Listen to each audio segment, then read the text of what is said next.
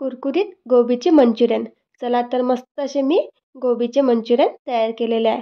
त्यासोबत शेजवान चटणी किंवा सॉससोबत तुम्ही हे गोबीचे मंचुरियन सर्व करू शकता.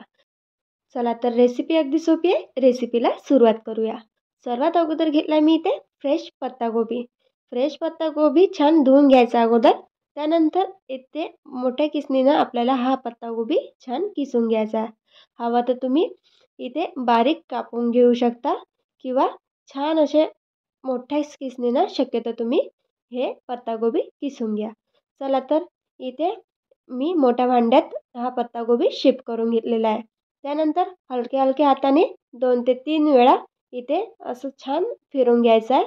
हवं तर यामध्ये मीठ टाकून पण तुम्ही फिरू शकता. पण इथे मीठ टाकायची काही गरज नाही. इथे अगोदरच छान आपल्याला हलक्या हाताने फिरून घेतलं की ऑटोमॅटिक पाणी निघतात.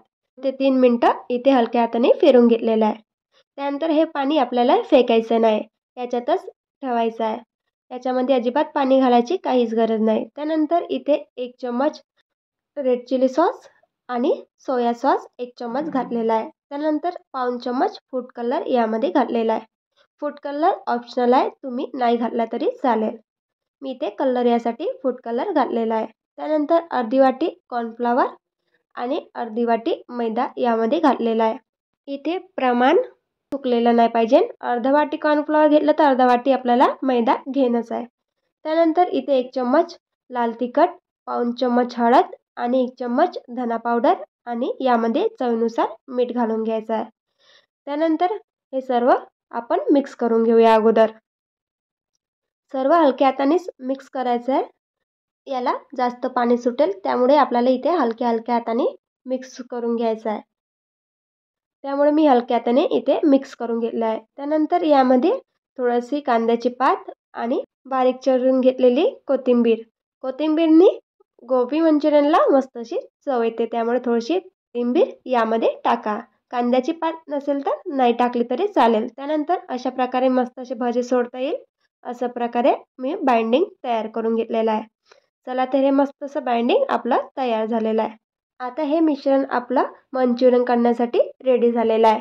चला तर इथे मस्त आता मंचुरियन करण्यासाठी आपण इथे मंचुरियन करायसाठी घेऊया. सर्वात अगोदर इथे आपल्याला कढईत तेल गरम करून घ्यायचं आहे.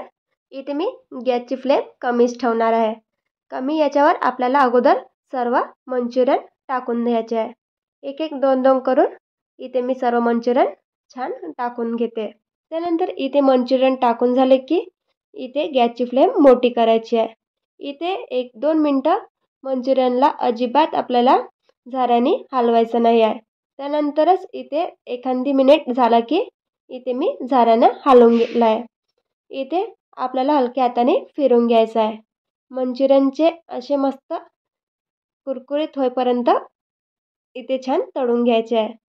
आपल्याला इथे 3 ते 4 मिनटं इथे मला मंचुरियन तळायला लागलेले आहे. मस्त असे कोबी मंचुरियन असे मस्त काटे फुललेले बघू शकता. मस्त असे कोबी मंचुरियन तयार झालेले आहे. चला तर अशाच प्रकारे आपण हे सर्व मंचुरियन तळून घेऊया. मंचुरियन तळताना एक काळजी नक्की घ्या. सर्वात अगोदर इथे गॅसची फ्लेम आपल्याला कमी करून घ्यायची आहे.